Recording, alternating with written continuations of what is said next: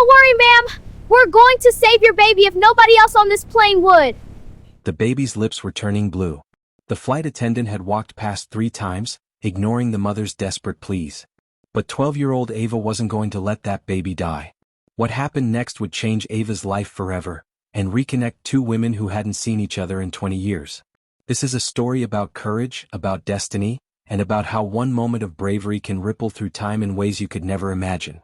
But let me take you back to the beginning, to a quiet morning in Lagos, Nigeria. Ava Jones stood in front of the bathroom mirror, her hands trembling slightly as she adjusted her school blazer for the 5th time. 12 years old, with neat cornrows that her mother had spent 2 hours perfecting the night before, and oversized glasses that kept sliding down her nose. She clutched a worn notebook filled with equations, mathematical formulas scribbled in the margins, problems she'd solved and resolved until the pages were soft from handling. This notebook was her security blanket, her proof that she belonged. Today was the day. Her first time flying alone. Her first time leaving Nigeria. Her first international mathematics competition in London. Her mother, Dr. Olivia Jones, stood in the doorway trying not to cry. Olivia was a pediatrician at St. Nicholas Hospital, a public facility in Lagos where she worked double shifts, sometimes triple, seeing 60-70 patients a day. Mothers with sick babies. Children with fevers they couldn't afford to treat properly. She came home exhausted every single night, her shoulders heavy with the weight of every child she couldn't save, every family she couldn't help enough. But she always made time for Ava. Always helped with homework. Always told her daughter that she was brilliant, that she was capable of anything, that her quiet nature wasn't weakness but strength.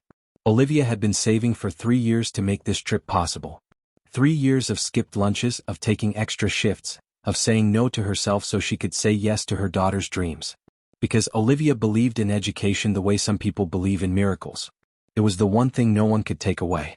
The one thing that could break cycles and build futures. She pulled Ava close that morning, breathing in the smell of her daughter's hair oil and youth and potential. "Always help when you can, Ava," Olivia whispered, her voice thick with emotion. "We don't turn away from people in need. No matter how scared you are, no matter how small you feel, you help. That's who we are. That's who you are." Ava nodded against her mother's shoulder, committing those words to memory like another equation to solve. Hours later, Ava sat in seat 32B economy class, her notebook open on the tray table. The plane was massive, more people than she'd ever seen in one place. Her heart hammered in her chest, a mixture of terror and exhilaration.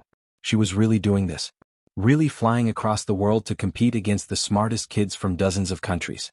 Kids who probably had private tutors and expensive schools and parents who didn't work 70-hour weeks just to keep food on the table. But her mother believed in her. That had to be enough. She bent over her notebook, reviewing advanced calculus problems, her pencil moving quickly across the page. This was where Ava disappeared, into the safety of numbers, into the logic of mathematics where everything had an answer if you just worked hard enough to find it. She was so focused that she almost didn't notice the flight attendant. Harper. Blonde hair pulled back in a severe bun, cold blue eyes, a smile that never quite reached those eyes. Mid-30s, with the kind of beauty that knew its own power and wielded it like a weapon. She moved through the aisles with practiced efficiency, but Ava, quiet and observant as always, noticed the pattern. When Harper reached the white passengers, her voice was warm honey. "Can I get you anything? More water? An extra blanket? Of course, let me grab that for you right away." She laughed at their jokes, remembered their drink orders, touched their shoulders in that familiar way that said, "You matter, I see you, you're important." But when she passed Ava, when she passed the elderly black man across the aisle, when she passed the Nigerian family 3 rows up, her eyes glazed over. She didn't quite make eye contact. Her smile disappeared. She became mechanical, cold, barely acknowledging their requests before moving on to the next white face where her warmth returned like someone had flipped a switch. Ava noticed. Of course she noticed. She'd been noticing things like this her entire life. The teachers who never called on her even when her hand was raised. The shopkeepers who followed her mother through stores. The way people's faces changed when they heard her accent. But her mother had taught her to focus on what she could control. So she returned to her equations, to the one place where bias didn't exist, where 2 + 2 always equaled 4 regardless of who was doing the adding. Up in business class, a world away from Ava's economy seat, sat a woman who looked like she'd stepped out of a magazine. Amelia Ezra, late 30s, with an elegance that came from confidence rather than effort. Designer clothes that probably cost more than Olivia made in 6 months. flawless makeup despite the long flight. And in her arms, an 18-month-old girl named Lola, with chubby cheeks and curious eyes and a fussiness that came from teething and travel and being cooped up too long. Amelia looked exhausted in the way only mothers of young children understand. A bone-deep tiredness that no amount of sleep could fix. Her phone kept lighting up on the tray table. Missed calls. Business emails with subject lines like, urgent, board meeting, and press inquiries latest acquisition. News notifications with headlines that read, tech billionaire Amelia Ezra disrupts AI industry again. But right now none of that mattered. Right now she was just a mother trying to soothe a cranky baby at 30,000 feet. She bounced Lola gently, whispered soft words, offered toys and snacks and everything she could think of. Lola grabbed at a small plastic toy, one of those multicolored stacking rings, and immediately shoved it toward her mouth. Teething. Everything went to the mouth these days. Amelia gently redirected her, offered a teething ring instead, checked her watch. Still 5 hours to London. She could do this. She'd built a billion-dollar company from nothing, surely she could survive a flight with a toddler. If she'd known what was about to happen, she would have held Lola tighter. Would have checked every toy twice. Would have prayed harder. It happened so fast. One moment, Lola was playing quietly with her stacking rings. The next, she'd managed to break off a small piece of plastic, maybe a quarter-inch, and before Amelia could react, before she could even process what was happening, it was in Lola's mouth. And then Lola's eyes went wide. That terrible moment every parent fears. The moment when you realize something is very, very wrong. Lola started to cough, but it was weak, ineffective. Her little hands reached for her throat. She tried to cry but no sound came out. She was choking. Amelia's world collapsed into a single point of terror. Every worst fear she'd ever had as a mother crystallized in that instant. Her baby couldn't breathe. Her baby was dying. Her hand slammed the call button. Once, twice, 3 times. She was screaming before she even realized it. Help. Someone help. My baby is choking. Passengers turned. Some pulled out phones recording. Because that's what people do now, isn't it? They document tragedy instead of preventing it. They became witnesses instead of helpers. Harper appeared, finally, walking at a leisurely pace that suggested this was an inconvenience rather than an emergency. Her expression was annoyed, like Amelia was a problem passenger making a scene. Please, Amelia begged, her voice breaking, tears already streaming down her face. My baby is choking. I need help. Please. Harper looked at Lola, whose face was turning red, deepening to purple. Looked at Amelia's desperate tears. And shrugged. Ma'am, please calm down. You're disturbing other passengers. The words landed like a slap. Amelia couldn't believe what she was hearing. Are you serious right now? My daughter can't breathe. Harper glanced at Lola again, that same cold assessment, like she was evaluating whether this emergency was worth her time. Have you tried patting her back? I'm not a doctor. And then she walked away. She actually walked away. Amelia screamed after her, but Harper kept moving, kept walking, returning to the galley like nothing was happening. Like a baby wasn't dying 20 feet away. Other passengers stared. Some looked uncomfortable. Some looked away. But no one moved. No one helped. They just watched, frozen, as Lola's lips began to turn blue.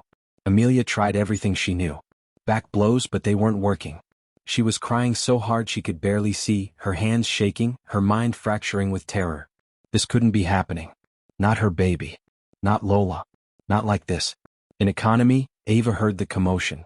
Heard a mother's scream, that primal sound of fear that cuts through everything else. She looked up from her notebook, her heart already racing. And somewhere in her memory she heard her mother's voice. Always help when you can, Ava. We don't turn away from people in need. Before you continue this story, I need you to do something for me. If you believe in the power of courage, if you believe that one person can make a difference, hit that subscribe button right now. Because what happens next will restore your faith in humanity. But I have to ask you something. Have you ever been in a situation where you had to choose between staying safe and doing what's right? Drop your answer in the comments below because this story is about to show you what real bravery looks like. Ava Jones unbuckled her seatbelt, her hands steady despite the fear flooding through her. She was 12 years old. She was in economy. She had no authority, no power, no reason to believe anyone would listen to her. But a baby was dying. And she was her mother's daughter. Ava didn't think. There was no time for thinking. No time for doubt or fear or all the reasons a 12-year-old girl from economy class should stay in her seat and mind her business. There was only her mother's voice in her head and a baby turning blue somewhere in business class. She unbuckled her seatbelt and stood up. The man next to her grabbed her arm. "Where are you going? We're supposed to stay seated." But Ava was already moving, her notebook forgotten on her seat, her legs carrying her forward through the narrow aisle. People turned to stare at this small girl in her school blazer, rushing toward the front of the plane with a determination that seemed too big for her body. She pushed through the curtain separating economy from business class, and immediately a flight attendant, not Harper but a tall man with graying hair, stepped in front of her. "Miss, you need to return to your seat. This area is for business class passengers only." Ava could hear the crying more clearly now. Could hear Amelia's desperate sobs, the terrible quiet of a baby who couldn't make sound because she couldn't breathe. "That baby is choking," Ava said, her voice steady despite the fear coursing through her veins. "My mom's a doctor. She taught me what to do. Please let me through." The flight attendant looked uncertain, glancing back toward the commotion, then at this child who spoke with such conviction. "Miss, I don't think." But Ava was done waiting for permission. She ducked under his arm and ran. She reached Amelia just as the woman was spiraling into complete panic. Lola was limp in her arms now, her lips a terrible shade of blue-purple, her eyes rolling back. Amelia was screaming, crying, trying back blows that weren't working, her hands shaking so badly she could barely hold her daughter. Other business class passengers sat frozen, horror on their faces, phones raised, recording this tragedy but doing nothing to stop it. This was the moment when most people would freeze. When the weight of responsibility, the fear of making things worse, the voice that says you're just a child, what do you know, would paralyze you into inaction. But Ava had spent her entire life watching her mother save lives. Had spent countless evenings at the hospital while Olivia worked late, sitting in the break room, watching through windows as her mother performed miracles with calm hands and a steady voice. Had begged her mother to teach her, to show her, because Ava understood something fundamental about the world. Knowledge was power, and the power to save a life was the most important power of all. Olivia had taught her. Had spent hours teaching her the Heimlich maneuver, infant CPR, how to stay calm when everyone around you is panicking. "You might need this someday, baby girl," Olivia had said. "And when that day comes, you'll know exactly what to do." "Ma'am," Ava said, her voice cutting through Amelia's sobs. "I can help. Please trust me." Amelia looked up at this child, this small girl with oversized glasses and cornrows, and something in Ava's eyes, some quality of absolute certainty, broke through her panic.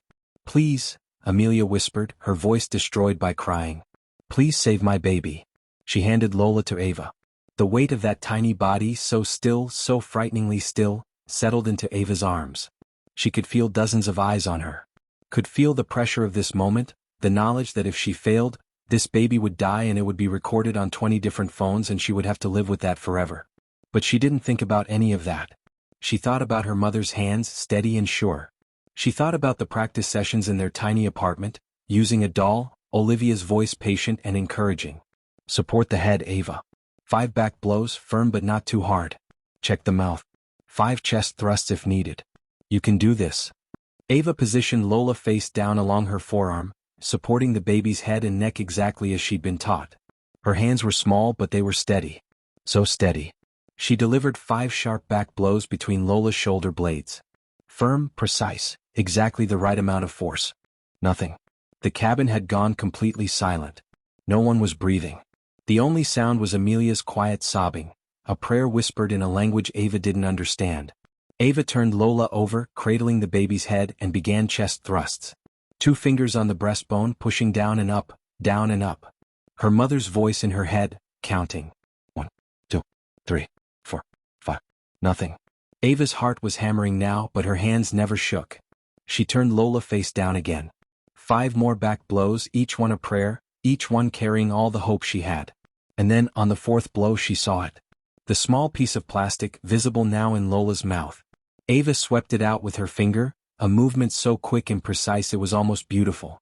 For a moment nothing happened. Time suspended itself. The universe held its breath. And then Lola gasped. It was the most beautiful sound Ava had ever heard.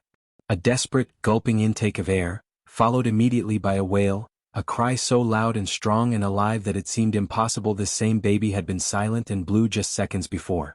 Lola was screaming, her face scrunching up, her little fists waving, her lungs that had been so terrifyingly still now working perfectly, gloriously, filling with oxygen and expelling it in great sobbing breaths. She was alive. The cabin erupted. Applause thundered through the plane, people in economy standing up to see what had happened, business class passengers wiping tears from their eyes, strangers hugging each other with the relief of having witnessed a miracle instead of a tragedy. But Ava barely heard it. She was already handing Lola back to her mother, watching as Amelia clutched her daughter to her chest, sobbing so hard her whole body shook. Amelia held Lola with one arm and reached for Ava with the other, pulling this small savior into an embrace so tight Ava could barely breathe. She could feel Amelia's tears soaking into her school blazer, could feel the woman's heart hammering against her own chest, could feel Lola's little hand grabbing at her cornrows. "You saved her," Amelia sobbed into Ava's shoulder. "You saved my baby. Oh God, you saved her." She pulled back, holding Ava's face in her hands, studying her like she was trying to memorize every detail. "What's your name, sweetheart? Please tell me your name." Ava's voice was small, almost shy, the adrenaline draining away and leaving her suddenly aware of how many people were watching. "Ava Jones, ma'am." Amelia froze. Her hands, still holding Ava's face, went completely still. Her eyes, red from crying, widened with something that looked like shock or recognition or disbelief. "Jones?" Her voice was barely a whisper. "Did you say Jones?" Ava nodded, confused by the intensity of Amelia's reaction. "Where are you from, Ava? Tell me where you're from." "Lagos, ma'am. In Nigeria. My mum works at St. Nicholas Hospital. She's a pediatrician." Amelia's hands started to shake. She was staring at Ava like she was seeing a ghost, her mouth opening and closing, trying to form words that wouldn't come. "Your mother," Amelia finally managed, her voice breaking on every syllable. "Is she Dr. Olivia Jones?" Now it was Ava's turn to be shocked. "Yes. Do you know her? How do you know my mum?" Amelia's eyes filled with tears again, but these were different tears. These weren't tears of relief or fear. These were tears of something deeper, something that had been buried for 20 years and was suddenly, impossibly, surfacing. She opened her mouth to answer, but before she could, Harper appeared. The flight attendant materialized at Amelia's seat, her face arranged in an expression of professional concern, her voice suddenly warm and attentive. "I'm so glad to see the baby is all right. I was just about to assist when you walked away." The shout came from a passenger 3 rows back, a middle-aged black woman who had been watching everything. She stood up, her voice ringing with righteous anger. "You walked away. This mother was begging you for help and you said you weren't a doctor and you walked away. This child, this 12-year-old child, saved that baby while you did absolutely nothing." Other passengers joined in, voices overlapping in a chorus of condemnation. "I recorded the whole thing. You told her to calm down. You were so rude. We all saw it. Where were you when this baby was dying? I want to speak to the captain. This is unacceptable." Harper's face, so carefully composed moments before, flushed deep red. Her eyes darted between the passengers, looking for support and finding only accusation. Shame and anger warred across her features. I didn't realize the severity." The mother was screaming that her baby was choking. Another passenger shouted. "How much more severe does it need to be?" A man in a business suit was already on his phone. "I'm filing a complaint with the airline the moment we land. This is negligence. Criminal negligence." The flight attendant who had tried to stop Ava was now calling for the captain, his face pale with the understanding of how badly this situation had been mishandled. But Amelia wasn't paying attention to any of it. She was still staring at Ava, still holding Lola who had calmed down and was now hiccuping softly against her mother's shoulder, one tiny hand reaching out to touch Ava's face.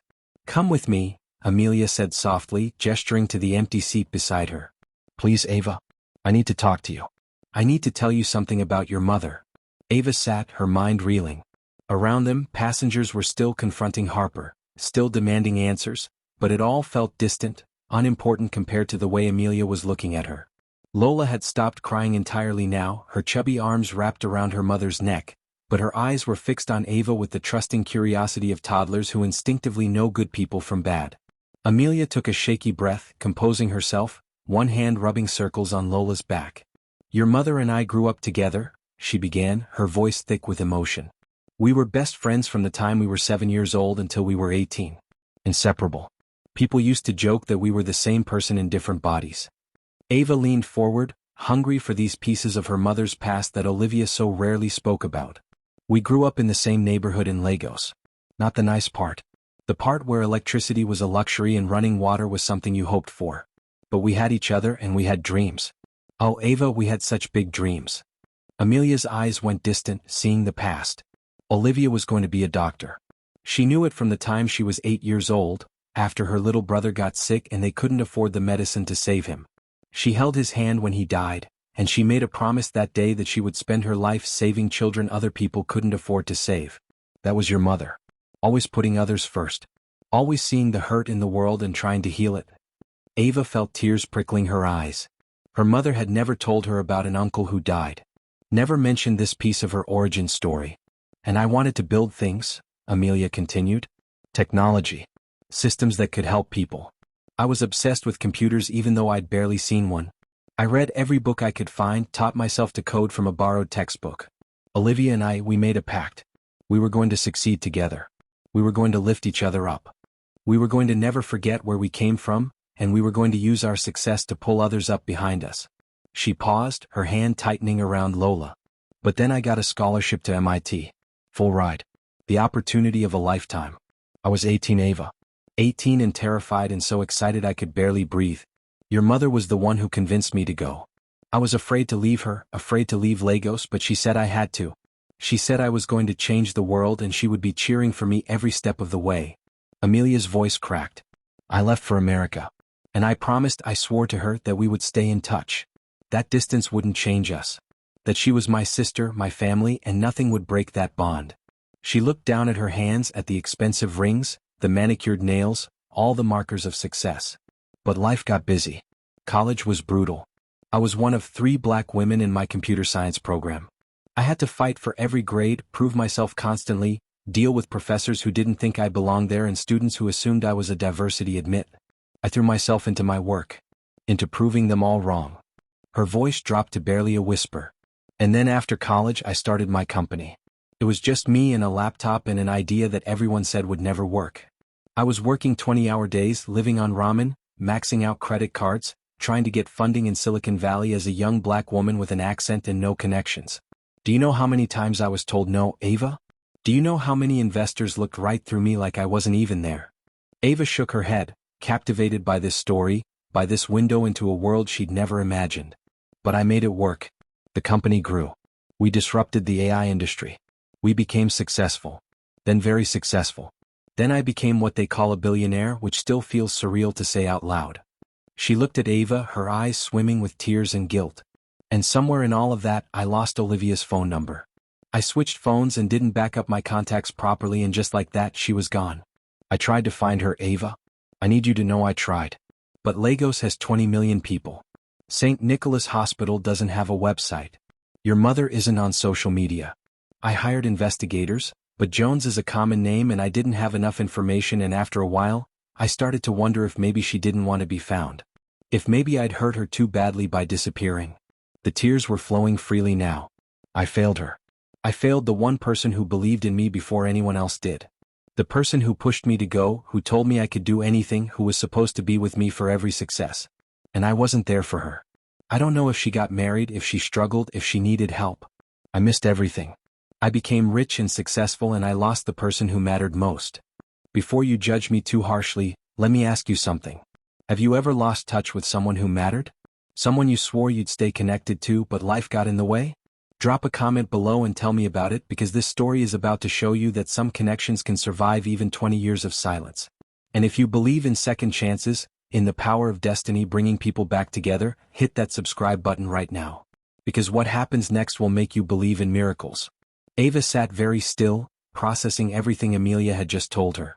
She thought about her mother, working double shifts, coming home exhausted, raising a daughter alone after Ava's father died.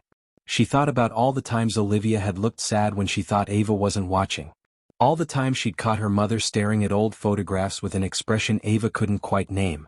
Now she understood. Her mother had lost her best friend. Her sister. And she'd carried that loss silently, the way she carried everything, never complaining, never burdening her daughter with her own pain. She talks about you, Ava said softly. Amelia's head snapped up. What? Not often. But sometimes. There's this photo album she keeps in her closet. I found it once when I was little, looking for something. There were pictures of 2 girls. One of them was Mum, younger than I'd ever seen her, with braids and this huge smile. The other girl, I didn't recognize her then, but I think it was you. Amelia pressed her hand to her mouth, fresh sobs shaking her shoulders. When I asked Mum who it was, she got this look on her face. Happy and sad at the same time. She said it was her best friend Amelia. Brilliant, beautiful Amelia. She said you were going to change the world and she wondered where you were and if you'd done it. If you'd conquered everything like she knew you would. Oh God, Amelia whispered. She still remembers me. After everything, she still remembers. She never forgot you, Ava said with the simple certainty of truth. She just didn't know how to find you either. Lola chose that moment to reach for Ava again, her little hands opening and closing, wanting to be held by the girl who had saved her life. Amelia handed her over, watching as her daughter settled contentedly into Ava's arms, playing with her glasses, babbling in that language only toddlers speak. You look like her, Amelia said, smiling through tears. You have Olivia's eyes. And you're just like her, aren't you? Brave and kind and so sure of what's right. You didn't hesitate. That baby was dying and you didn't think about yourself or whether you were qualified or what people would say. You just helped. Just like your mother taught you. She reached over and took Ava's hand. I need to see her, Ava. I need to tell her I'm sorry. I need to explain. Do you think she'd want to see me? Ava thought about her mother's face when she looked at those old photographs.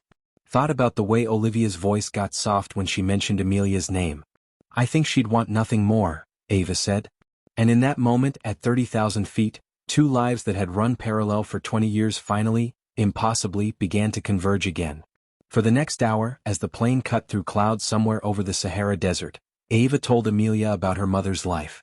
And with every word, every story, every detail, Amelia felt the weight of 20 lost years settling heavier on her shoulders. Mum works at St. Nicholas Hospital, Ava began, her voice soft as Lola played with her fingers. It's a public hospital. The kind where the waiting room is always overflowing and the air conditioning barely works and sometimes they run out of basic supplies like bandages and antibiotics. She paused, choosing her words carefully, the way children do when they're trying to explain their parents to the world. She sees 60 patients a day. Sometimes more. Sometimes she doesn't even take a lunch break because there are too many sick children waiting and she can't bear to make them wait longer. She comes home so tired, Amelia. So tired her hands shake when she tries to hold her tea. Her feet are swollen from standing all day. Her voice is hoarse from talking to worried parents, from explaining diagnoses, from comforting mothers whose babies she couldn't save. Amelia listened, her heart breaking with every sentence, imagining her brilliant, vibrant Olivia worn down by years of impossible work. But she never complains, Ava continued, a note of pride creeping into her voice. Not once. She comes home exhausted and she still helps me with my homework, still teaches me things. She's the one who taught me first aid, you know. She'd make me practice on my dolls. She'd say, Ava, you might need this someday. You need to know how to save a life. She looked down at Lola, who had grabbed her thumb and was examining it with intense toddler concentration. I used to think it was silly. I'm 12. When would I ever need to save someone's life? But Mum insisted. She taught me CPR on a practice dummy she brought home from the hospital. She taught me the Heimlich maneuver. She taught me how to stay calm when everyone around me is panicking. She said, the world needs helpers, Ava. And helpers need to know what they're doing. Amelia wiped tears from her eyes, understanding now that her friend had been preparing her daughter for exactly this moment, had been passing down the same values they'd shared as girls dreaming impossible dreams in Legos. Mum never talks about her past much, Ava said quietly. Whenever I ask about when she was younger, she gets this distant look and says, the past is done, Ava. We focus on the good we can do today. I always thought she was just being Mum, you know? Always focused on the present, on what needs doing right now. She shifted in her seat, the memory she was about to share clearly difficult. But about a year ago I couldn't sleep. I came out to the living room and Mum was there, sitting on the couch in the dark. She had this old photo album open on her lap. I'd never seen it before. She must keep it hidden somewhere, brought it out when she thought I was asleep. Amelia leaned forward, hanging on every word. She was crying. Not loud crying but quiet. The kind of crying that comes from deep inside, from a place that's been hurting for so long you almost forget it's there until something reminds you. I stood in the doorway, not sure if I should go to her or give her privacy. And then I saw what she was looking at. Ava's voice dropped to barely above a whisper. It was a photograph of two teenage girls. They had their arms around each other, laughing at something outside the frame. They were wearing school uniforms, standing in front of what looked like a library. One of the girls was Mum, younger than I'd ever seen her, with long braids and this smile that made her whole face light up. The other girl, I didn't recognize her then. But I think it was you. Amelia pressed her hand over her mouth, her shoulders shaking with silent sobs. I asked Mum who it was. She jumped a little, hadn't heard me come in. She wiped her eyes real quick and tried to smile, but it was the saddest smile I'd ever seen. She said, "My best friend Amelia. Brilliant, beautiful Amelia." And then she just stared at that photo like she was trying to memorize it all over again. Ava looked at Amelia directly now, wanting her to understand the full weight of what she was about to say. I asked where you were now, if I could meet you. And Mum got this look on her face, happy and sad and lost all at once. She said, "I wonder where she is now. I hope she's conquered the world, baby." Amelia was meant for great things. She was going to change everything. And then she closed the album and put it away, and we never talked about it again. The tears were streaming down Amelia's face now, unchecked, falling onto her designer blouse, darkening the expensive fabric. But she didn't care about any of that. She only cared about the picture Ava was painting, of her friend who had remembered, who had hoped, who had believed in her even after 20 years of silence. "She never stopped thinking about you," Ava said softly. "She just didn't know how to find you. And I think maybe she was afraid to try. Afraid you'd forgotten her. Afraid she wouldn't measure up to the life you were living." "No," Amelia choked out. "No, she would measure up to anything. She's worth 1,000 of me." Ava shook her head. "She wouldn't want you to say that. Mum doesn't think in terms of worth or measuring up. She just thinks about helping people. About doing good." She took a breath, preparing to share the harder parts of her mother's story. "Mum sacrificed everything for me. Did you know she was offered a position at a hospital in London? When I was 6. They wanted her to come work there, said they'd sponsor her visa, pay for our relocation, give her 3 times what she makes at St. Nicholas. It would have changed our lives. We could have had a nice flat, good schools for me. She wouldn't have to work double shifts just to afford groceries." Amelia's eyes widened. Why didn't she take it? Her mother. My grandmother. She was sick. Still is. Early onset dementia. Mum couldn't bear to leave her. She has siblings, but none of them have the money to care for her properly. So Mum stayed. She visits her mum every Sunday, brings medicine, pays for her care home. That's where most of her money goes actually. To the care home and to me. Ava's voice cracked slightly. My dad died when I was 4. Cancer. He was a teacher, didn't have good insurance. By the time they caught it, it was too late. He died 6 months after diagnosis. I barely remember him, just flashes. His laugh. The way he smelled like chalk dust and cologne. How he used to dance with Mum in the kitchen. She paused, collecting herself. After he died, Mum had to do everything alone. Work, raise me, care for her mother, pay off Dad's medical debts. We don't have much. Our flat is small. 1 bedroom, so Mum sleeps on the couch so I can have the room to study. We can't afford a car. Mum takes 3 different buses to get to work. Sometimes she brings patients home because they have nowhere else to go, people the hospital discharged but who still need care. She'll set them up on our couch and check on them between her shifts. Amelia was openly sobbing now, understanding the depth of sacrifice, the quiet heroism of her friend's life. She treats patients who can't pay, Ava continued. The hospital doesn't like it, but she does it anyway. She'll see people after her shift ends in the parking lot, because they heard Dr. Olivia will help anyone. She doesn't turn people away. Ever. Remember how she used to say that? Back when you were girls? We don't turn away from people in need, Amelia whispered, the old promise they'd made to each other. Exactly. She still lives by that. Every single day. Ava looked down at her worn school blazer, at her scuffed shoes, evidence of a life lived without excess. This mathematics competition is huge for us. If I place in the top 10, I might get a scholarship for secondary school. A good secondary school, not the underfunded public one in our neighborhood. Mum says education is everything. It's the one thing no one can take from you, the one way to break cycles and build futures. She fingered the hem of her blazer. Mum's been saving for 3 years to afford this trip. 3 years of setting aside £5 here, £10 there. Skipping meals sometimes so the money could go into the competition fund. Taking extra shifts even when she's so tired she can barely stand. I heard her on the phone with the airline, negotiating the price of my ticket, asking if there were any discounts for students, for competitions, anything to make it more affordable. Ava's eyes filled with tears. She didn't tell me any of that. I found out because I overheard. She wanted me to think it was easy, that we could afford it no problem. She didn't want me to feel guilty or pressured. That's Mom. Always protecting me. Always making sure I can dream without worrying about money or limits or all the things she worries about every single day. The plane hit a patch of turbulence, but neither of them noticed. They were too deep in this conversation, in this excavation of the past 20 years. Before Amelia could respond, the captain's voice came over the intercom. Ladies and gentlemen, this is your captain speaking. I need to address an incident that occurred earlier in the flight. Every head turned toward the speakers. The cabin went silent. A passenger brought to my attention that one of our flight attendants failed to respond appropriately to a medical emergency. A child was choking, and our crew member did not provide the assistance required by both policy and basic human decency. Harper, who had been hiding in the galley, emerged now, her face pale. I want to personally thank the young passenger who stepped in and saved that child's life. Your courage and quick thinking prevented a tragedy. And I want to assure all passengers that this matter is being taken very seriously. The captain appeared in person moments later, a tall man with graying hair and captain's stripes on his uniform. Behind him was the head flight attendant, a woman in her 50s with kind eyes and a stern expression. They made their way to Amelia's seat, where a small crowd had gathered. Passengers who had witnessed everything were already talking over each other, eager to give their statements. Captain Rodriguez, the man introduced himself. And this is Sarah, our head flight attendant. We need to get statements about what happened.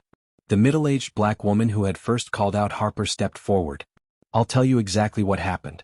That baby was choking. Dying. The mother was screaming for help and your flight attendant, Harper, walked away. Told the mother to calm down, said she wasn't a doctor, and walked away while that baby turned blue. A man in a business suit nodded vigorously. I recorded the whole thing. Harper was dismissive, cold, and completely negligent. If this child hadn't intervened, that baby would have died. Another passenger, an elderly woman with a British accent, added, and it wasn't just this incident. Harper has been rude and dismissive to passengers of color this entire flight. Microaggressions, selective service, the whole problematic pattern. We all saw it. Harper tried to defend herself, her voice shaking. I didn't realize it was that serious. The mother seemed like she was overreacting and I thought. A mother was screaming that her baby was choking. The first woman cut her off, her voice sharp with anger. And you said you weren't a doctor. What exactly did you think was going to happen? The baby would just figure it out on her own? I was going to check back. You walked away, multiple voices shouted at once. Amelia had been quiet through all of this, but now she spoke, her voice carrying the authority of someone used to boardrooms and power plays. Captain Rodriguez, I will be filing a formal complaint with the airline. I will be speaking to your corporate office, to the aviation authorities, to anyone who will listen. Your employee's negligence nearly cost my daughter her life. If this 12-year-old child hadn't been brave enough to act, I would be planning a funeral right now instead of planning to file a lawsuit. Her voice was calm, controlled, but the fury underneath was unmistakable. Harper ignored my pleas for help. She dismissed my terror. She walked away from a dying baby. And based on what other passengers are saying, this is part of a pattern of discriminatory behavior. I expect a full investigation and appropriate consequences. Captain Rodriguez nodded grimly. You have my word, ma'am. Harper, you're suspended effective immediately, pending a full investigation. Sarah will escort you off the flight deck. Harper's face flushed with shame and anger, but she had no defense left. She'd been caught, recorded, witnessed by dozens of passengers. She followed Sarah toward the back of the plane, her career likely over, a consequence of her own callousness. The captain turned to Ava, his expression softening. Young lady, what you did was extraordinary. You saved a life today. I'd like to offer you an upgrade to first class for the remainder of the flight. It's the least we can do. Ava looked at Lola, sleeping peacefully in her arms now, then at Amelia, who was watching her with such tenderness. Thank you, sir, Ava said politely. But I'm comfortable here with Amelia and Lola. If it's all right, I'd like to stay. The captain smiled, understanding something profound in that simple request. Of course. And again, thank you. You're a hero. After he left, after the crowd dispersed and the plane settled back into the quiet hum of flight, Amelia and Ava were alone again with Lola sleeping between them. Tell me more about your company, Ava said, wanting to know everything about the woman who meant so much to her mother. Mum said you wanted to build technology to change Africa. Did you do it? Amelia laughed, but it was a sad sound. I did. Sort of. My company builds AI systems for healthcare diagnostics. We started in Africa, creating tools that could help doctors in rural areas diagnose diseases with limited resources. The idea was to democratize healthcare, to make expert medical knowledge accessible to everyone everywhere. She looked out the window at the clouds. It worked. We saved lives. We made a difference. And then we expanded globally, and the company grew, and suddenly we were worth billions, and I was on magazine covers and giving TED Talks and sitting in meetings with world leaders. Her voice grew quieter. But somewhere along the way I lost sight of why I started. The company became about growth and profits and market share. The board cared more about quarterly earnings than impact. I was fighting battles in Silicon Valley boardrooms instead of focusing on the communities we were supposed to serve. She turned back to Ava. And I lost friendships along the way. People I'd known in college, people who helped me in the early days. Success can be lonely, Ava. Really lonely. Everyone wants something from you. Access, money, connections. You start to wonder who actually cares about you versus who cares about what you can do for them. Ava listened, seeing the pain behind the success. My marriage fell apart 2 years ago, Amelia continued. Lola's father, Benjamin. He loved the lifestyle. The parties, the travel, the money. But he didn't love the work. Didn't understand why I still worked 80-hour weeks when we had more money than we could spend. He wanted me to be a trophy wife, to step back and let someone else run the company I built. When I refused, he left. She stroked Lola's hair. Took half the assets in the divorce and married someone else within 6 months. Someone younger, someone who didn't challenge him, someone who was happy to just look pretty and spend money. He sees Lola twice a month when it's convenient for him. Sends child support because his lawyer makes him, but he's not really a father. Not in the ways that matter. Amelia's eyes filled with tears again. I have everything I thought I wanted, Ava. The company, the money, the recognition, the power to change things. But I lost the people who knew me before all this. The people who loved me when I was just a girl with a laptop and a dream. I lost Olivia. I lost the version of myself who made that pact with her best friend to succeed together and lift each other up. She looked at this 12-year-old girl who had somehow become a bridge between past and present. And then today at 30,000 feet, your daughter saved mine. And when you told me your name, it was like the universe saying, look what you lost. Look what you've been missing. Look at what real success looks like. Ava shook her head. Mom's not more successful than you. She struggles every day. But she kept every quality that mattered, Amelia insisted. Compassion, selflessness, integrity. And she raised you the same way. You didn't hesitate to help a stranger's baby. You didn't think about yourself or your competition or anything else. You just helped because someone needed help. That's Olivia's daughter. That's the values we promised each other we'd keep. She reached over and took Ava's hand. Your mother treats patients who can't pay. She teaches neighborhood kids science. She works herself to exhaustion to give you opportunities. She turned down a job in London to care for her mother. She saved for 3 years to send you to this competition. That's success, Ava. Real success. The kind that matters. The kind that changes individual lives even if it doesn't make headlines. Ava squeezed her hand back. She'd say you're successful too. That building technology to help diagnose diseases in rural areas is exactly what she hoped you'd do. She wanted you to change the world. And you did. They sat in comfortable silence for a moment, Lola sleeping peacefully, the plane carrying them all toward London and toward a reunion 20 years in the making. I need to see her, Amelia said finally. I need to tell her I'm sorry for disappearing.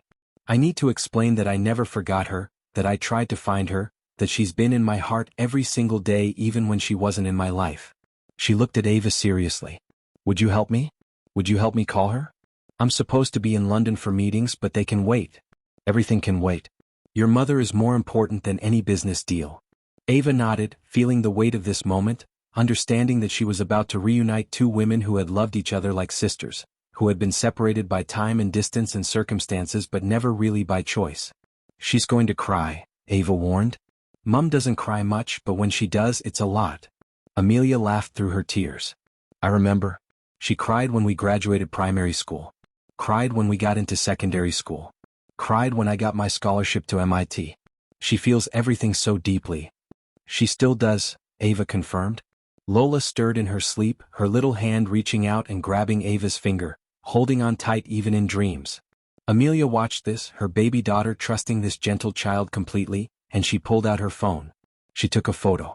Lola asleep with her hand holding Ava's finger, Ava looking down at her with such tenderness, the sunlight from the window making everything glow golden. I'm going to show this to Olivia, Amelia said, her voice choked with emotion. I'm going to show her the moment her daughter saved mine. I'm going to tell her that she raised an extraordinary human being. That everything she sacrificed, everything she gave up, everything she poured into you, it created someone who saves lives without hesitation. Someone who embodies everything we promised each other we'd be. She looked at Ava. Your mother would be so proud of you. She is so proud of you. And I need to tell her that. I need to look her in the eyes and tell her that her best friend never forgot her, and that her best friend's heart just about exploded with gratitude that her daughter was on this flight at this exact moment. If you've ever had a friendship that time and distance couldn't kill, drop a comment below and tell me about it. Because what you're about to see next will make you believe that some bonds are truly unbreakable. And if this story is touching your heart, if you believe in the power of second chances and impossible reunions, hit that subscribe button now. Because the moment these two best friends reconnect after 20 years will absolutely destroy you in the best way possible. Let's call her, Ava said. Let's bring Mum back to you. And somewhere over the Atlantic Ocean as the sun began to set, painting the clouds in shades of gold and pink, two stories that had run parallel for 20 years began to merge into one. The plane touched down at Heathrow just as the sun was setting over London, painting the sky in shades of purple and gold. Ava pressed her face to the window, watching the city come into view, her heart racing with a mixture of excitement about the competition and the surreal reality of the past few hours. Beside her, Amelia was gathering Lola's scattered toys, the baby now awake and babbling happily, completely recovered from her near-death experience. It was remarkable, Amelia thought, how resilient children were. How Lola had no idea that without Ava she wouldn't be here right now, making airplane noises and grabbing at her mother's earrings. As the plane taxied to the gate, Amelia turned to Ava, her mind racing with possibilities. What if I came to your competition? She said suddenly. Ava looked up, surprised. What? Your mathematics competition. When is it? Tomorrow morning. 9 o'clock at the Royal Mathematics Society building. Amelia pulled out her phone, scrolling through her calendar. Meetings with investors. A conference call with the board. A lunch with potential partners. A keynote speech at a tech summit. Her assistant had packed her schedule tight, the way she always did, filling every moment with productivity and profit. She deleted it all. Every meeting, every call, every obligation. Gone with a few taps of her finger. I'm supposed to be in London for meetings, she said, watching Ava's eyes widen. But they can wait. Everything can wait. I want to watch you compete. I want to see Olivia's daughter show the world how brilliant she is. Ava's face lit up with a joy so pure it made Amelia's heart ache. Really? You'd come watch? Of course, Amelia said, as if it was the most obvious thing in the world. And then, after the competition, would you help me call your mother? I'm ready. I need to hear her voice. I need to tell her everything. Ava nodded, her own excitement mixed with nervousness. She's going to be shocked. She's going to cry. She's probably going to think it's a prank at first. I know, Amelia smiled. I remember how skeptical she could be. Remember when we were 14 and I told her I'd gotten us tickets to that concert? She didn't believe me for 3 days. They laughed together, sharing a moment that bridged the gap between Amelia's past and present. The plane finally stopped. Passengers began gathering their belongings, that familiar rush to be first off the plane even though everyone was going to the same place. But Amelia and Ava stayed seated a moment longer, neither wanting this bubble to burst. Exchange numbers with me, Amelia said, pulling out her phone. I want to make sure I have the right address for tomorrow. And I'm getting you a car to your hotel. Don't argue. Ava started to protest. I can take the tube. Mum gave me money for... Ava. Amelia's voice was gentle but firm. Let me do this. Let me take care of you the way I should have been taking care of your mother all these years. Please. Something in her voice, the raw emotion, the genuine need to give something back, made Ava nod. They exchanged numbers, Amelia immediately texting her assistant instructions about a car service, a hotel upgrade if needed, anything Ava required. Within minutes it was arranged. A private car would be waiting for Ava at arrivals. The driver would take her wherever she needed to go. As they gathered their things and prepared to leave the plane, other passengers stopped them. The woman who had first defended them against Harper. The man who had recorded everything. The elderly British woman. All of them wanting to thank Ava, to tell her how brave she was, to shake her hand or hug her or just acknowledge what she'd done. Ava handled it with grace, shy but genuine, the same way she handled everything. She didn't crave the attention, didn't need the praise. She'd just done what needed doing. At the gate, they had to part ways temporarily. Amelia was being met by her security team and assistant. Ava needed to collect her luggage and meet her competition coordinator. But before they separated, Amelia pulled Ava into a tight embrace. Lola squeezed between them, the baby reaching out to touch Ava's face one more time. Tomorrow morning, Amelia whispered into Ava's hair. 9 o'clock. I'll be there. Front row if they'll let me, back row if they won't. I'll be cheering for you. Thank you, Ava said, her voice muffled against Amelia's shoulder. For everything. For listening. For caring about Mom. For being exactly who she said you'd be. They pulled apart, both blinking back tears. Lola reached for Ava, wanting to be held by her again, and Amelia had to distract her with a toy to keep her from crying. Go, Amelia said, smiling through her own tears. Go rest. You have a competition to win tomorrow. Ava nodded and turned to leave, then turned back one more time. She never stopped loving you, you know. My mom. She never stopped hoping you were happy. Amelia pressed her hand to her heart, unable to speak, and watched as Ava disappeared into the crowd. The next morning dawned bright and cold, classic London autumn weather. The Royal Mathematics Society building was an imposing structure in Bloomsbury, all old stone and serious windows, the kind of place that had been hosting academic competitions for 100 years. Ava arrived early, her stomach a knot of nerves. She'd barely slept, her mind spinning between competition anxiety and the surreal events on the plane. She kept expecting to wake up and find it had all been a dream, that she hadn't really saved a baby, that she hadn't really met her mother's long-lost best friend, that none of it was real. But when she walked into the competition hall and saw Amelia sitting in the third row, Lola on her lap, waving enthusiastically, she knew it was all real. Amelia had dressed down, relatively speaking. Designer jeans instead of a business suit. A simple cashmere sweater. But she still radiated wealth and success, drawing curious glances from other parents and competitors. Who was this woman? Why did she look so familiar? Wait, wasn't that Amelia Ezra, the billionaire tech CEO? But Amelia only had eyes for Ava. She waved, gave a thumbs up, mouthed "You've got this" across the room. Ava took her seat at her assigned desk, number 47 out of 200 competitors from 38 countries. The best young mathematical minds in the world, all gathered in one room. Kids who had been preparing for this their entire lives. Kids with private tutors and expensive prep courses and parents who could afford to fly them business class and stay in 5-star hotels. And then there was Ava, with her worn notebook and her mother's voice in her head and the knowledge that Olivia had saved for 3 years to make this possible. The moderator, a stern-looking woman with gray hair and sharp eyes, explained the rules. 3 hours. 20 problems. Ranging from algebra to geometry to calculus to number theory. Show all your work. No calculators. No talking. Begin. The room fell silent except for the scratch of pencils on paper. Ava looked at the first problem. A complex question about prime numbers and modular arithmetic. She could feel her heart pounding, her hands wanting to shake. But then she remembered yesterday. Remembered Lola's blue lips. Remembered staying calm when everyone else was panicking. Remembered that she was capable of more than she knew. If she could save a life, she could solve equations. She bent over her paper and began to work. The problems were brutal. Exactly as difficult as promised, designed to separate the good from the great. Around her, Ava could hear other students sighing in frustration, scratching out wrong answers, starting over. But she stayed focused, methodical, working through each problem with the same careful precision her mother had taught her to use in medical emergencies. Stay calm. Break it down. One step at a time. She wasn't the fastest. Wasn't the first to finish. But when the moderator finally called time and Ava set down her pencil, she knew she'd done her best. Had given everything she had. Had shown work that would make her mother proud regardless of the results.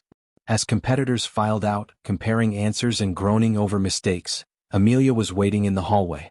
She pulled Ava into a hug, Lola squealing with delight at seeing her friend again. How did it feel? Amelia asked. Hard, Ava admitted. Really hard. But good hard if that makes sense. Like I was challenged but not destroyed. That's exactly how it should feel, Amelia said. When do you get results? 2 days. They have to grade all 200 exams, check the work, rank everyone. Amelia nodded. Well, you have 2 days in London. Let's make them count. They spent the afternoon as tourists. Amelia took Ava to the British Museum, to Covent Garden, to a bookshop in Piccadilly where she bought Ava an armful of advanced mathematics texts that cost more than Olivia made in a week. They ate lunch at a tiny cafe, Lola in a high chair between them, and talked about everything and nothing.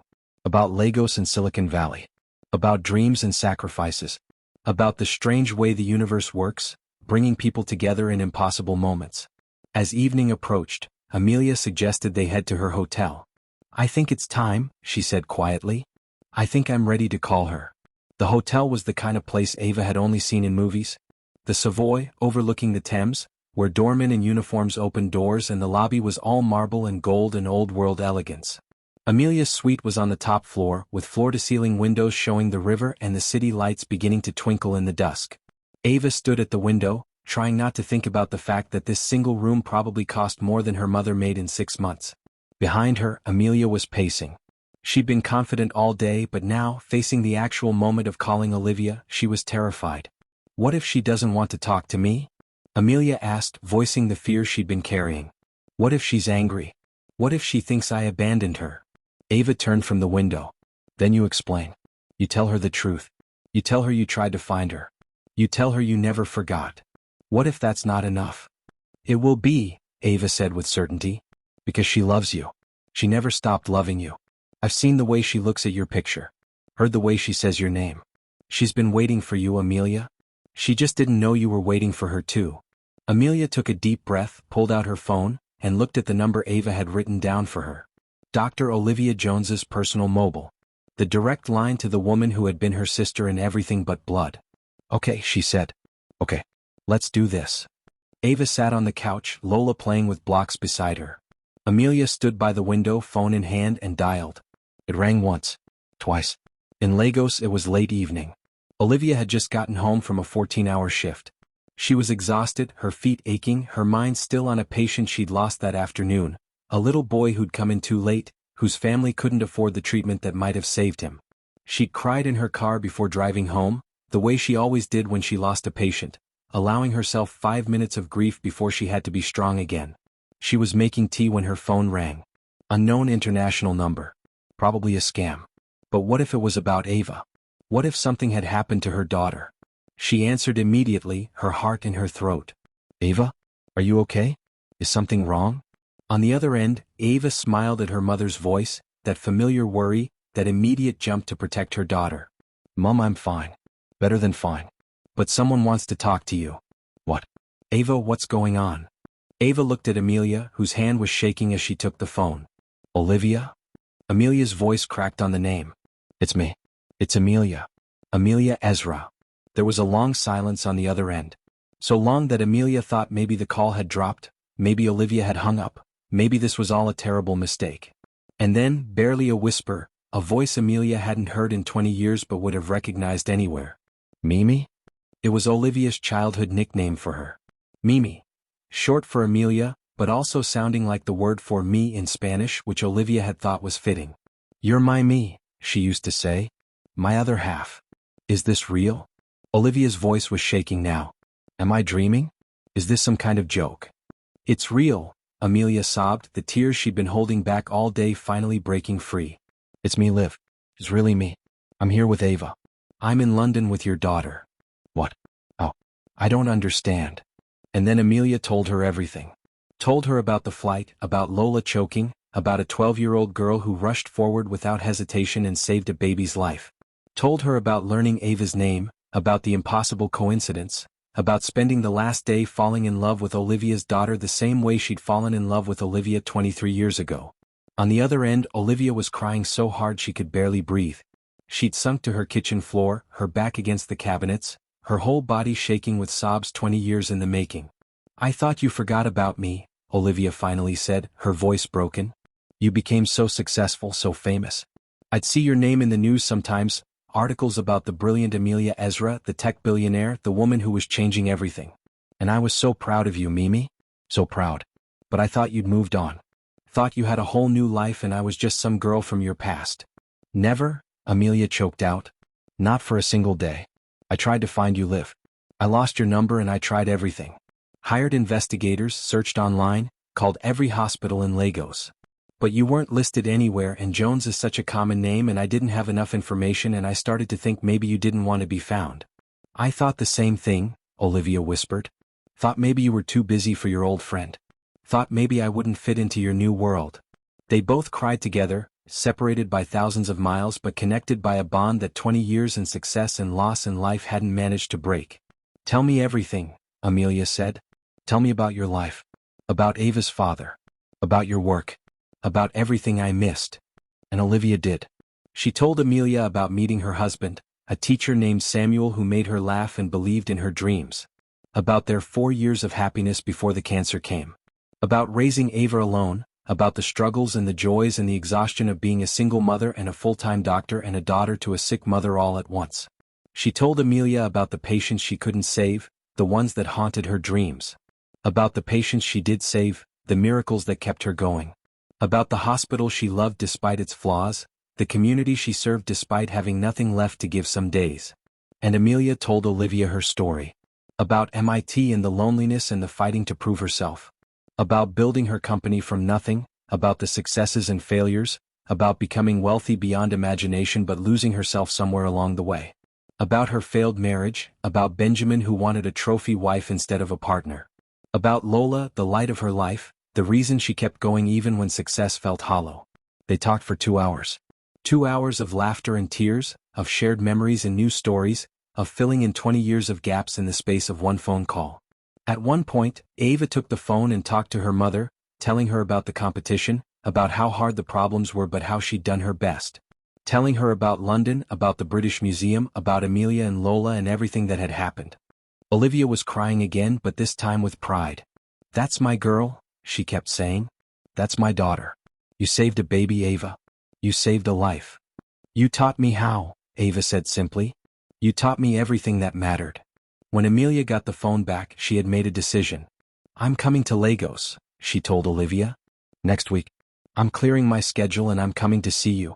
20 years is long enough, Liv. I need to see your face. I need to hug you. I need to meet your world the way you just met mine through Ava." Olivia was sobbing again. "Really? You'd come here?" "I should have come years ago," Amelia said. "I should have tried harder to find you. But I'm coming now. And I'm not just visiting. I want to talk to you about the hospital. About what you need. About how we can work together the way we always planned to. Medicine and technology. Helping people. Making a difference. That was always the dream, remember?" "I remember," Olivia whispered. "I remember everything." "Then let's do it," Amelia said, her voice gaining strength. "Let's finally do what we promised each other when we were 17 years old. Let's change the world together." They talked until Olivia's phone battery was nearly dead, until Lola had fallen asleep on the couch and Ava was nodding off in the armchair. They talked until there were no more tears left, only laughter and hope and plans for the future. "I love you, Mimi," Olivia said as they finally prepared to hang up. "I never stopped loving you. You're my sister. You'll always be my sister." "I love you too, Liv," Amelia said. "And I'm so sorry it took 20 years and a choking baby and your incredible daughter to bring us back together. But we're here now. We found each other again." "We found each other," Olivia agreed.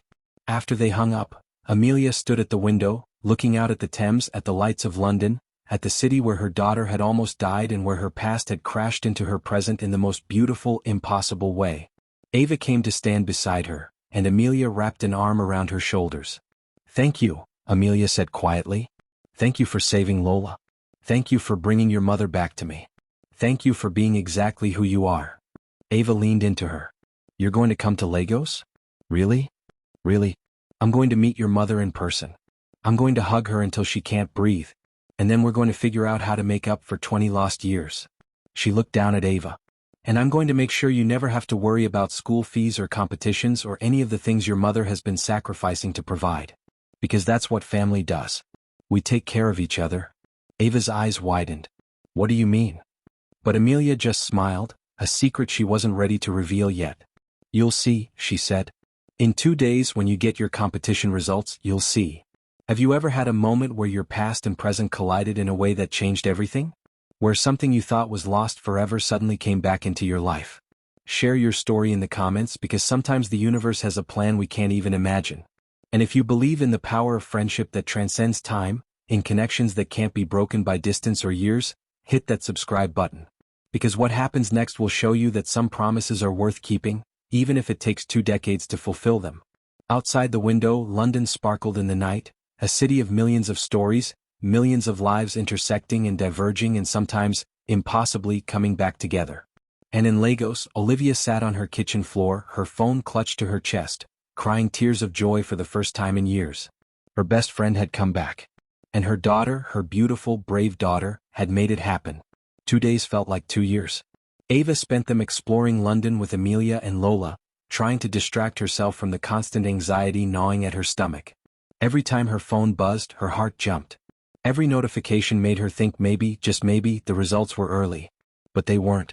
The mathematics competition organizers were meticulous, careful, precise. 200 exams to grade. Every problem checked and rechecked. Every point of partial credit debated. Rankings calculated and recalculated. They took their time because this competition mattered. Because it would determine scholarships and opportunities and futures. On the morning of the third day, Ava woke up in her hotel room at 6 a.m., unable to sleep, her stomach in knots. Results would be posted at 9. 3 hours. 180 minutes. 10,800 seconds. She tried to eat breakfast but couldn't. Tried to read but the words swam on the page. Tried to do practice problems but her hands were shaking too badly to hold the pencil steady. At 8:45 she was sitting in the hotel lobby, her phone clutched in her hand, refreshing the competition website every 30 seconds even though she knew nothing would appear until exactly 9. And then at 9 o'clock precisely the page updated. Her hands were shaking so badly she almost dropped her phone. She scrolled through the rankings, her heart pounding, looking for her name, her number, anything. There. Position number 7. 7th place. Out of 200 of the best young mathematical minds in the world. 7th. She'd qualified. Top 10. A partial scholarship to a good secondary school. Not full funding but something. Something her mother could work with, could build on, could use to give Ava the education she deserved. Ava started crying right there in the hotel lobby, tears of relief and joy and exhaustion streaming down her face. A woman at the front desk looked concerned, started to come over to ask if she was okay, but Ava was already dialing her mother's number with shaking fingers. It was afternoon in Lagos. Olivia was between patients, grabbing a quick lunch in the hospital break room, when her phone rang. She saw Ava's name and answered immediately, her heart in her throat the way it always was when her daughter called from so far away. Ava? Baby, what's wrong? Nothing's wrong, Mum, Ava sobbed into the phone. Nothing's wrong. I placed 7th. 7th, Mum. I did it. Olivia dropped her sandwich. She pressed her hand to her mouth, her own tears starting immediately. 7th place. Her daughter, her brilliant beautiful daughter, had placed 7th in an international mathematics competition against kids with every advantage, every resource, every opportunity that Ava didn't have. Oh baby, Olivia breathed. Oh my sweet girl. I'm so proud of you. So incredibly proud. I qualified for the scholarship, Ava continued, the words tumbling out. It's partial, not full, but it's something. It's enough to get into Bishop's Academy. You won't have to work as many extra shifts. We can make this work, Mum. We can do this. Olivia was crying so hard she could barely speak. Pride and relief and love swelled in her chest until she thought she might burst. Her daughter. Her baby girl who she'd raised alone, who she'd sacrificed everything for, who she'd worried about every single day. That daughter had just proven to the world what Olivia had always known. Ava was extraordinary. You deserve this, Olivia said fiercely. You deserve every good thing, Ava. Every opportunity, every dream. You worked so hard for this. They talked for 20 minutes, Olivia asking about every detail of the competition, Ava describing the problems and the other competitors and the feeling when she saw her ranking. They cried together and laughed together and made plans for what this scholarship would mean for their future. After they hung up, Ava sat in the lobby for a long time, just breathing, letting the reality sink in. She'd done it. She'd actually done it. Her phone buzzed. A text from Amelia. Congratulations on 7th place. I knew you could do it. Dinner tonight to celebrate? I have something I want to give you. 7 p.m. the Ivy. Car will pick you up at 6:45. That evening the car that picked up Ava was even nicer than the one from the airport. Sleek in black with leather seats and a driver in a suit who called her Miss Jones, and treated her like she mattered, like she was important, like she was someone worthy of respect and care. The Ivy was the kind of restaurant Ava had only seen in movies. The kind where there were more forks than seemed necessary and the menu didn't have prices and everyone spoke in hushed, elegant voices. The maitre d' led her through the main dining room to a private room in the back, all dark wood and soft lighting and a single table set for two, with a high chair already positioned for Lola. Amelia was waiting, standing by the window looking out at the London street below. She turned when Ava entered, and her face broke into a huge smile. "Seventh place," she said, pulling Ava into a hug. "I knew you would be magnificent." "I was so nervous," Ava admitted. "Some of those problems I wasn't sure I got them right. I kept second-guessing myself." "But you didn't let that stop you," Amelia said. "You kept working. Kept trying. That's what matters. Not perfection but perseverance." They sat down to dinner. Lola was in her high chair, making a mess with mashed potatoes and giggling every time Ava made faces at her. They talked about the competition, about the other competitors Ava had met, about her plans to fly home the next day. But as dessert arrived, Amelia's demeanor shifted. She became more serious, more focused. She reached into her bag and pulled out an envelope. Cream-colored, expensive paper, sealed with an actual wax seal that looked like something from a historical drama. She slid it across the table to Ava. "What's this?" Ava asked, confused. "Open it," Amelia said softly. Ava broke the seal and pulled out the papers inside. Official letterhead. Legal language. She had to read it 3 times before the words started to make sense. It was a scholarship letter. From the Amelia Ezra Foundation for Educational Excellence. Full funding for secondary school, university, graduate school if desired. $100,000. More money than Ava had ever imagined existing in one place, let alone being offered to her. Her hands started shaking. The papers slipped from her fingers onto the table. She looked up at Amelia, her mouth opening and closing, no words coming out. I can't, this is..." Amelia reached across the table and took Ava's hands in hers. "Ava, you gave me back something I thought I'd lost forever. You saved my daughter's life. You brought Olivia back to me. You reminded me what real success looks like, what real courage means. This scholarship isn't charity. It's not pity. It's gratitude. It's an investment in the kind of person the world desperately needs more of." Tears were streaming down Ava's face now, falling onto the expensive tablecloth, onto the scholarship papers, onto her dessert plate. "Your mother gave me my first push toward my dreams," Amelia continued, her own voice thick with emotion. "When I was scared to go to MIT, when I thought I didn't belong, when I wanted to give up before I even started, Olivia was the one who told me I could do it. She believed in me when I didn't believe in myself. She gave me the courage to chase impossible dreams." She squeezed Ava's hands. "Let me do the same for you. Let me give you the resources your mother would give you if she had them. Let me make sure that money is never the thing that holds you back from becoming whoever you're meant to be." Ava was sobbing now, the kind of crying that comes from deep inside, from a place of overwhelming emotion that can't be contained. Relief and gratitude and disbelief all mixed together. "I don't know what to say," she finally managed. "This is too much. It's too generous. I can't accept." "You can," Amelia interrupted gently. "And you will. Because your mother would want you to. Because you earned this, not by placing 7th in a competition, but by being the kind of person who runs toward emergencies instead of away from them. By being the daughter of an extraordinary woman who raised you to lead with compassion even when life has been hard." She paused, making sure Ava was really hearing her. "Say you'll keep being exactly who you are.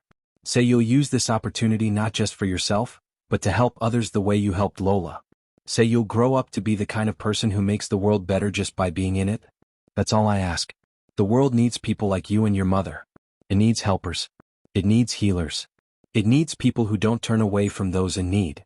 Ava nodded, unable to speak, the weight of this gift settling over her like a blanket. $100,000. Full funding for her education. The ability to attend any school, study anything, become anyone. The doors that had been closed, the opportunities that had seemed impossible, suddenly flung wide open. "Thank you," she whispered. "Thank you so much." Amelia came around the table and pulled Ava into a hug, holding her while she cried, the same way Olivia would have if she'd been there. "No, Ava," Amelia said into her hair. "Thank you. Thank you for saving my daughter. Thank you for being brave. Thank you for bringing me home." Harper, the flight attendant, was fired the following week. The airline conducted a full investigation, reviewed the passenger videos, interviewed witnesses, and determined that her negligence and discriminatory behavior violated every policy they had. She was terminated without severance, her career in aviation effectively over. The airline also implemented new emergency response training for all crew members, making sure that what happened to Lola would never happen again. But this story isn't really about Harper. It's not about her ignorance or her prejudice or her callous disregard for human life. Those things matter, certainly. They have consequences. But they're not the point. This story is about a 12-year-old girl who saw someone in need and didn't hesitate. Who didn't think about whether she was qualified or what people would say or whether it was her responsibility. She just helped. Because that's what her mother taught her. Because that's who she was at her core. It's about a mother who raised her daughter to lead with compassion, even when life had been hard. Even when she was exhausted and overwhelmed and barely holding everything together. Olivia never let her circumstances make her bitter. Never taught Ava that the world was cruel so she should be cruel back. She taught kindness. She taught service. She taught that we don't turn away from people in need no matter what. It's about a friendship that survived 20 years of silence because real connection never truly dies. Because some bonds are forged so deep, so true that time and distance can't break them. Because Olivia and Amelia loved each other with the kind of love that transcends circumstance, the kind that waits patiently for reunion even when reunion seems impossible. And it's about how one moment of courage can change everything. Can save a life. Can reunite best friends. Can open doors that seemed permanently closed. Can ripple outward in ways we can never predict or control. Ava didn't know, when she unbuckled her seatbelt and ran toward a choking baby, that she was about to change not just Lola's life, but her own life, her mother's life, Amelia's life. She just knew someone needed help and she could provide it. That's the power of doing the right thing. You never know where it will lead. 3 weeks later, Lagos Murtala Muhammad International Airport was bustling with the usual chaos. Taxis honking, travelers wheeling luggage, families reuniting, business people rushing to catch flights. Just another busy day in one of Africa's largest cities. But in the arrivals area, something extraordinary was about to happen. Olivia stood near the exit doors, her heart pounding so hard she thought everyone around her must be able to hear it. She'd barely slept in 3 weeks, ever since that phone call, ever since hearing Amelia's voice for the first time in 20 years. She'd changed her outfit 5 times this morning, wanting to look good but not trying too hard, wanting to seem like she'd succeeded in life but not pretend to be something she wasn't. She was wearing her best dress, the one she saved for weddings and important hospital events. Her hair was done. She'd even put on makeup, which she rarely bothered with anymore. Beside her, Ava stood in her own best outfit, nervous and excited in equal measure. And then the doors opened and Amelia walked through. She was carrying Lola in her arms, the baby dressed in a cute outfit with her hair in little puffs, looking around with wide, curious eyes. And Amelia, beautiful, elegant Amelia, stopped dead when she saw Olivia. For a moment they just stared at each other. 2 women who had been girls together, who had dreamed together, who had promised to change the world together. 2 women separated by 20 years and thousands of miles and completely different life paths. 2 women who had never stopped being sisters. And then Olivia started crying and Amelia started crying, and they were running toward each other through the crowded airport, Lola bouncing in Amelia's arms, both of them sobbing and laughing at the same time. They collided in an embrace so tight, so fierce, it was like they were trying to make up for 20 years of missed hugs all at once. Amelia was sobbing into Olivia's shoulder, saying, "I'm sorry, I'm so sorry, I should have tried harder to find you," and Olivia was sobbing back, saying, "You're here now, that's all that matters, you're here." People in the airport stopped to watch, wondering what kind of reunion could produce such raw emotion, such pure joy. Some pulled out phones to record. Some just smiled, touched by witnessing something so genuine in a world that often felt fake. Ava stood back, giving them space, tears streaming down her own face. She'd done this. She'd brought them back together. This reunion, this joy, this healing, it all started with her decision to help a choking baby. Eventually they pulled apart enough to look at each other. Really look. Olivia's hands framed Amelia's face, touching her like she needed to confirm she was real. Amelia did the same, her fingers tracing Olivia's cheeks, her jawline, memorizing her all over again. "You're still beautiful," Amelia said, laughing through tears. "Still the most beautiful person I've ever known." "Look at you," Olivia said. "Look at everything you've become. I knew you would. I always knew." And then they were hugging again and Lola was between them, looking confused but happy, reaching out to touch Olivia's face with her chubby baby hands. "This is Lola," Amelia said, her voice full of love and gratitude. "The baby your daughter saved."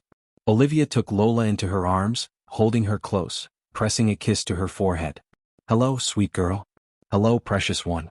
Thank God you're here. Thank God you're safe." Ava came forward then and Olivia pulled her into the embrace too, all 4 of them holding each other in the middle of Lagos Airport, a portrait of connection and love and second chances.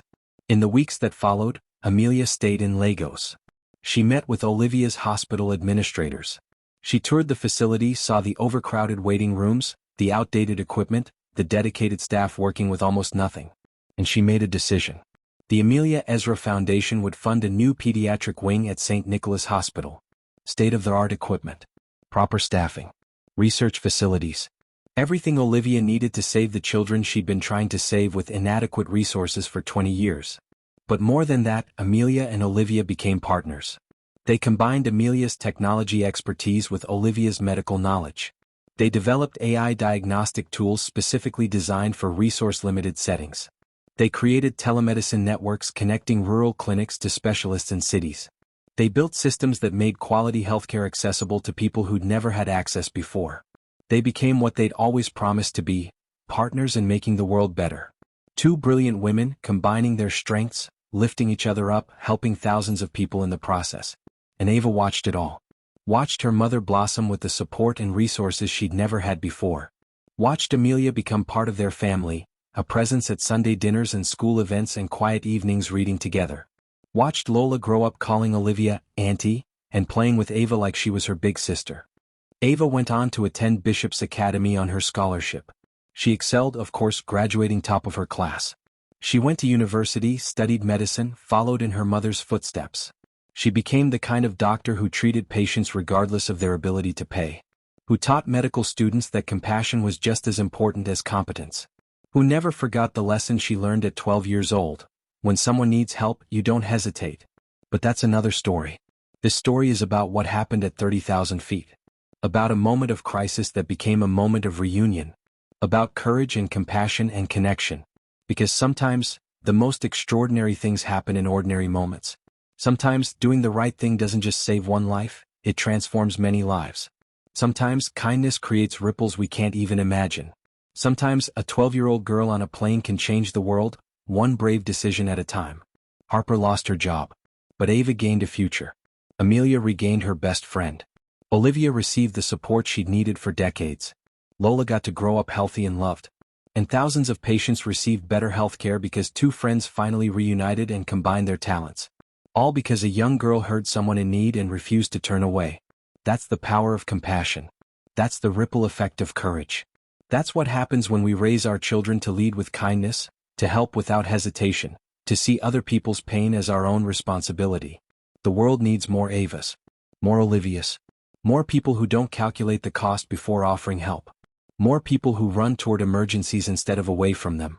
More people who understand that we're all connected, that someone else's crisis could be our own, that the stranger next to us could become family if we just take the time to see them. So here's my question for you. What would you have done in Ava's position? Would you have stayed in your seat assuming someone else would handle it? Would you have been paralyzed by fear of making things worse? Or would you have unbuckled your seatbelt and run toward a dying baby? Drop your answer in the comments below. Be honest. No judgment, just reflection. And if this story moved you, if it reminded you that goodness still exists in this world, if it made you believe in the power of compassion and connection and courage, then share it with someone who needs to hear it today. Share it with the person who's lost faith in humanity. Share it with the young person who doesn't think they can make a difference. Share it with anyone who needs to be reminded that kindness matters, that we all have the power to change lives, that sometimes the smallest actions create the biggest transformations. Hit that subscribe button if you believe in stories like this. If you believe that the world needs more helpers, more healers, more people like Ava and Olivia. Because these stories, these moments of human connection and compassion, they're happening all around us. We just have to pay attention. We just have to be willing to act. We just have to remember that we don't turn away from people in need. Ever. That's the lesson. That's the gift. That's what one 12-year-old girl taught a billionaire, an entire airplane full of passengers, and now hopefully you. Kindness is the most powerful force in the world. Use it wisely. Use it often. Use it without hesitation. And watch how it transforms everything.